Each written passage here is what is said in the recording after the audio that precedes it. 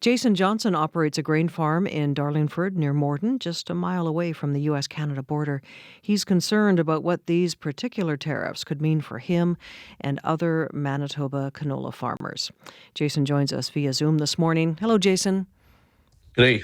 Let's talk about what's at stake here. What could the Chinese tariffs mean for you and your farm?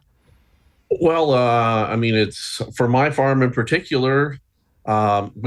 We farm about 2,500 acres, and on any given year, we probably average about 1,000 acres of canola on our farm. Right now, in the week since this announcement has been made, canola has dropped $2 a bushel. So on my farm, that would mean about an $80,000 loss every year. Wow. And you're not alone. You know, the canola industry in Canada is huge. We on par and even greater than any of steel, auto manufacturing, or aluminum. And what I'm upset about is that so far our government has not acknowledged farmers at all. So what have you heard from government? Nothing. It's been dead silence. What would you like to hear and see from both levels of government? Well, in this instance, Canada is actually the instigator. And so to my frame of thinking, Canada is actually the one in the wrong here.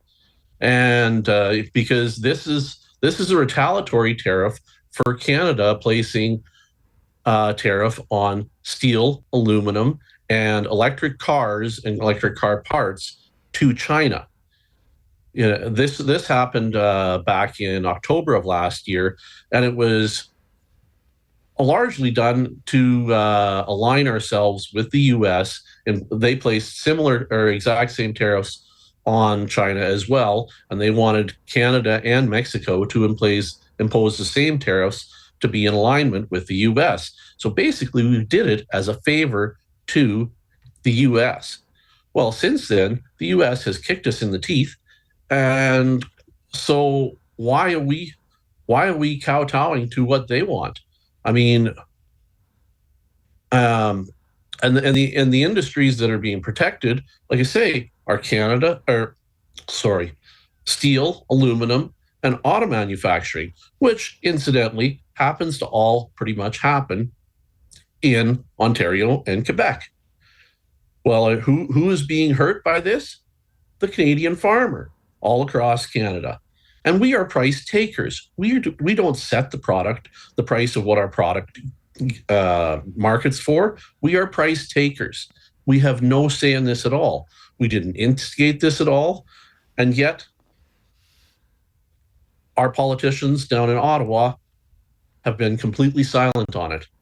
I mean, Mark Carney, the first day he was in office, where did he end up? He was in a steel mill talking to steel workers. But there has been not a word said to Canadian farmers. And Canadian farmers need to know what's going to happen. Is there going to be compensation? Are they going to look to remove these tariffs? To my mind, we should be going back to China and saying, let's remove these. We were wrong.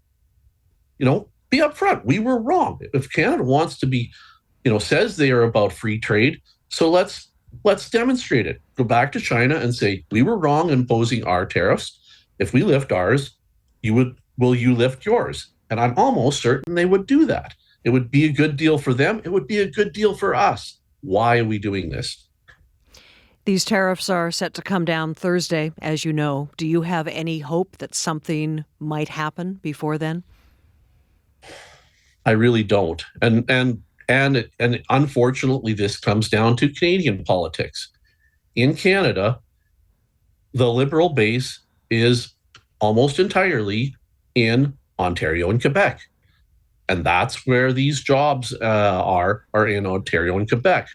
Where does the Liberals not get any votes? Across the Canadian prairies, particularly from farmers. And so, unfortunately, we have no political pull with the Liberals in any way, shape, or form. Now, I mean, if they were in favor of Canada first and not Liberal first, then I would be hopeful of some action. But if you look at the Liberal Party, what if they were in favor of Canada first? They wouldn't have prorogued government and kneecapped our government in the face of U.S. trade threats. And so to me, their agenda is not Canada first; it's Liberal first. We know that recently Ottawa announced some tariff relief measures, including about $1 billion in new financing through the Farm Credit Corporation, Farm Credit Canada, rather. Will that help you in any way? That's those are loans. That's not a gift. That's just money that money being available for when you get in trouble. We will help you go into more debt. Well, how about incidentally too? So canola dropping $2 a bushel. That is our entire profit margin. There is no profit left in canola at all, not even close. We are definitely in the red on canola at these prices. What does that mean then going forward? Can canola growers like yourself, can you survive this?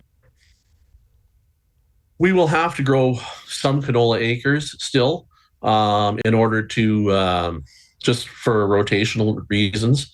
We've got to do what's best for the land. And so there will be still lots of canola acres go in this year, even though it will be at a loss. You have to grow something. But we are actively seeking other options to grow. But the thing is that the market for the other options is only so large. And so consequently, the risk of flooding those other markets is rather great as well. Canola is by far the largest oil seed grown across Western Canada. Or non-wheat or grass type of crop. Right. How would you even begin to describe what these days are like for you? The frustration of not hearing perhaps as much of a conversation about these tariffs compared to the other tariffs that have been dominating the news, and knowing the losses that you're facing very, very shortly. I understand that we are very much focused on the U.S. and as I am as well. I am very much in favor of standing strong in fighting the U.S. on their tariffs. But China is a different story. China did not instigate this. We are the instigators of the ones with China. So we need to be making it right with China. If the U.S. is not going to be a favorable trade partner anymore, why are we not? China is a huge market. Why are we not seeking out that market and doing what we can to fulfill that market?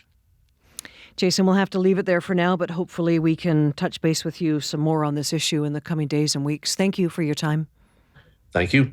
Jason Johnson is a grain farmer just south of Darlingford, Manitoba.